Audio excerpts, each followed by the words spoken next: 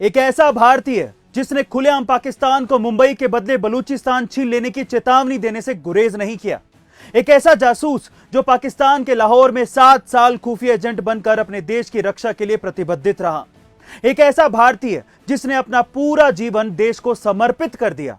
जी हां दोस्तों, आज हम बात करने वाले हैं इंडिया के रियल जेम्स बॉन्ड और देश के सुरक्षा सलाहकार अजीत डोवाल की। उन्होंने अपना जीवन साल 1968 से ही देश की सेवा में लगा दिया। 1968 में केरला कैडर के लिए चुने जाने के बाद अजीत डोवाल की पहली पोस्टिंग केरल राज्य में ही हुई थी। अभी लगभग 1.5 साल ही हुए थे और कन्नूर जिले में थालासेरी के अंदर सांप्रदायिक दंगे भड़क गए, जिसे वहां के तत्कालीन पुलिस अधिकारी कंट्रोल नहीं कर पा रहे थे। तब केरल सरकार ने अजीत डोवाल को थालासेरी भेजने का निर्णय लिया था। वहां पहुंचकर उन्होंने मात्र 2 दिन में ही न सिर्फ दंगों को समाप्त कर दिया, बल्कि उन दंगों के दौरान लूटे गए सारे माल को बरामद करके उनके असली हकदार को वापस भी लौटा दिया। इससे उनकी छवि एक दबंग पुलिस अफसर के रूप में उभर कर सामने आई थी। अब इस सफलता के बाद अजीत डोवाल को 1972 में दिल्ली बुला लिया गया था। वहां उन्हें आईबी में नियुक्त किया गया। ज्वाइन होने के बाद उनकी पोस्टिंग मिजोरम में हुई थी और यह पोस्टिंग उन्होंने खुद मांगी थी, क्योंकि उस वक्त मिजो नेशनल फ्रंट का विद्रोह चरम पर था। मिजो विद्रोहियों ने मिजोरम को स्वतंत्र घोषित करके भारतीय सेना के खिलाफ युद्ध छेड़ रखा था। हिंसा बहुत ही ज्यादा हो रही थी। पुलिस और सेना पर लगातार हमले हो रहे थे, क्योंकि पाकिस्तान मिजो विद्रोहियों को हथियार सप्लाई कर रहा था। तब अजीत डोवाल वहां पर सीक्रेट एजेंट बनकर गए और विद्रोहियों से मिलकर मिजो आर्मी में शामिल हो गए। आगे चलकर उन्होंने विद्रोहियों का ब्रेन वॉश किया, फिर उन्हें सरेंडर करने पर मजबूर कर दिया। और यही नहीं, सिक्किम में भी मिजोरम जैसे हालात थे। अजीत डोवाल ने अच्छी तरह से संभाला भी और 1975 में सिक्किम को भारत में शामिल भी कर लिया। सिक्किम को भारत में शामिल करने में अजीत डोवाल का बहुत ही अहम हाथ था। अब मिजोरम और सिक्किम के योगदान की वजह से अजीत डोवाल को प्रेसिडेंट पुलिस मेडल के अवार्ड से सम्मानित किया गया। इस मेडल की खास बात यह है कि यह मेडल 14 साल की सर्विस के कंप्लीट होने के बाद दिया जाता है, लेकिन अजीत डोवाल को मात्र 7 साल की सर्विस में ही यह मेडल मिल गया। 1975 में उन्हें इस मेडल से सम्मानित किया गया। यह सच में उनके लिए एक बहुत ही बड़ी अचीवमेंट थी। इसके बाद अजीत डोवाल ने 7 साल पाकिस्तान में अंडर कवर एजेंट बनके काम किया। इसके लिए उन्होंने प्रॉपर ट्रेनिंग भी ली थी। एक बार वो पकड़े जाने से बाल बाल बच गए। यदि वह पाकिस्तान में पकड़े जाते तो यह पक्का था कि भारत सरकार भी उन्हें अपने देश का नागरिक मानने से इनकार कर देती। इसके साथ ही उनको जिंदगी भर जेल में रहना पड़ता, वो अलग, और टॉर्चर सहना पड़ता, वो भी अलग, क्योंकि हर देश में अंडरकवर एजेंट के लिए ऐसा करने की मजबूरी होती है। उन्होंने पाकिस्तान में रहते हुए बहुत सारे भारत विरोधी षड्यंत्र को नाकाम किया और बहुत सारी खुफिया जानकारी भारत सरकार को मुहैया करवाई। अब 1984 में ऑपरेशन ब्लू स्टार के वक्त जब खालिस्तानी आतंकियों ने इंदिरा गांधी की हत्या कर दी थी, उस वक्त अजीत डोवाल पाकिस्तान में थे। लेकिन जब वापस 1988 में एक बार फिर खालिस्तानी आतंकियों की एक्टिविटी शुरू हुई और गोल्डन टेम्पल पर उन लोगों ने हमला किया और कब्जा कर लिया, तब अजीत डोवाल भारत में ही थे और जानकारियां निकालने के लिए उन्होंने अपनी जान तक की परवाह नहीं की और वे उस वक्त आईएसआई एजेंट बनकर गोल्डन टेम्पल में घुस गए। अजीत डोवाल ने पाकिस्तान से मिली जानकारियों का भरपूर इस्तेमाल किया, जिससे वो उन टेररिस्ट को यकीन दिलाने में सफल रहे कि वो एक पाकिस्तानी आईएसआई एजेंट है।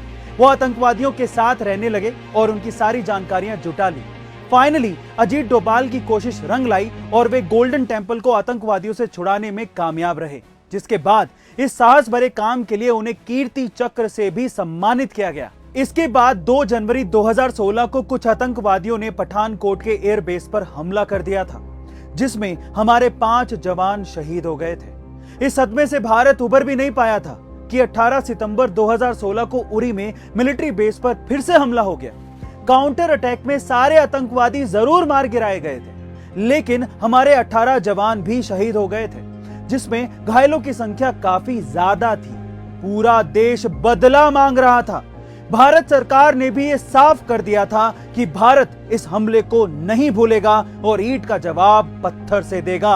अब वक्त था डिफेंसिव ऑफेंस को सही मायने में यूज करने का, और अजीत डोवाल के मन में ऐसा ही कुछ चल रहा था। उन्होंने इंटेलिजेंस ब्यूरो, डीआरडीओ और रो की मदद से हाईटेक टेक्नोलॉजी का प्रयोग किया।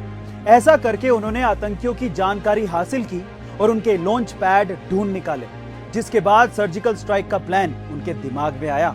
इसके लिए कमांडोज को पूरी तरह से ट्रेंड करके भेजा गया और पीओके में घुसकर हमारे कमांडोज ने आतंकवादी लॉन्च पैड को उड़ा दिया।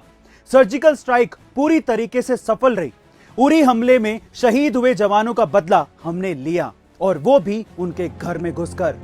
इसके बाद 14 फरवरी 2019 में पुलवामा में सीआरपीएफ के जवानों पर आतंकवादी हमला हुआ। इस बार भी देश बहुत ज्यादा गुस्से में था। सीआरपीएफ के 40 जवान मारे गए थे। बदला लेने की पूरी जिम्मेदारी एक बार फिर से अजीत डोभाल पर थी। सरकार की तरफ से पूरी छूट दी गई थी, लेकिन इस बार की जवाबी कार्रवाई आसान नहीं थी। जैश ए मोहम्मद का बेस इंडियन बॉर्डर से 60 किलोमीटर अंदर था। भारतीय सेना को हमला करने में काफी परेशानी हो सकती थी, इसीलिए मिराज 2000 की मदद से अटैक करने की योजना बनाई गई। इंटेलिजेंस से मिली जानकारी के अनुसार बालाकोट में 300 मोबाइल एक्टिवेट थे। इसका मतलब वहां काफी संख्या में आतंकवादी मौजूद थे। 26 फरवरी 2019 को सुबह 3 बजे फाइटर प्लेन ने उड़ान भरी और बालाकोट में करीब 1000 किलोग्राम के बम दाग कर सारे आतंकवादी खत्म कर दिए गए, जिससे पुलवामा का बदला पूरा हो गया और सारे फाइटर प्लेन अपने बेस पर सुरक्षित वापस आ गए। अब पाकिस्तान ये बात अच्छी तरीके से समझ गया था कि भारत से वो आमने सामने की लड़ाई तो नहीं जीत सकते। इसीलिए कश्मीरी बच्चों का ब्रेन वॉश करके उन्हें आतंकवादी बनाने की साजिश हमेशा से रची गई और आर्टिकल 370 की वजह से भारत सरकार पर बहुत सारे रिस्ट्रिक्शंस थे। इसी वजह से कश्मीरी युवाओं का विकास नहीं हो पा रहा था और उन्हें मेन स्ट्रीम में लाना बहुत ज्यादा जरूरी था। 2019 के बाद अजीत डोभाल ने 3 महीने तक कश्मीर की समस्या का अध्ययन किया। ऑपरेशन ऑल आउट में भारतीय सेना ने सैकड़ों आतंकवादियों को मार गिराया, लेकिन डोभाल की माने तो वो आतंकवाद के खिलाफ कुछ बड़ा करना चाहते थे। वो था आर्टिकल 370 और 35A संविधान से हमेशा हमेशा के लिए हटाना। और उन्होंने भारत सरकार के साथ प्लानिंग करके आर्टिकल 370 और 35A को संविधान से पूरी तरीके से हटा दिया, जिससे जम्मू कश्मीर भारत का हर तरीके से अभिन्न अंग बन गया। कश्मीर की जनता को अपने साथ लेने के लिए अजीत डोभाल ने बिना अपनी जान की परवाह किए उनसे बात की और बिना किसी हिंसा के कश्मीर को भारत से अलग करने वाली इन धाराओं को हटा दिया। दोस्तों, अजीत डोभाल के बारे में जितना कहें उतना कम है। उन्होंने देश के लिए जितना किया है वो करने के लिए हिम्मत चाहिए। अब तो आप समझ ही गए होंगे कि वे क्यों भारत के जेम्स बॉन्ड कहलाते हैं। और अंत में हम सभी को मिलकर ऐसे वीर योद्धा को भारत सरकार से भारत रत्न दिलाने का आग्रह करना चाहिए। अगर आपको भी ये लगता है कि वाकई में अजीत डोभाल को भारत रत्न मिलना चाहिए तो कमेंट सेक्शन में जरूर लिखिएगा और हमें यह भी बताइएगा कि आप कौन से स्पेशल टॉपिक पर मुझसे वीडियो चाहते हैं।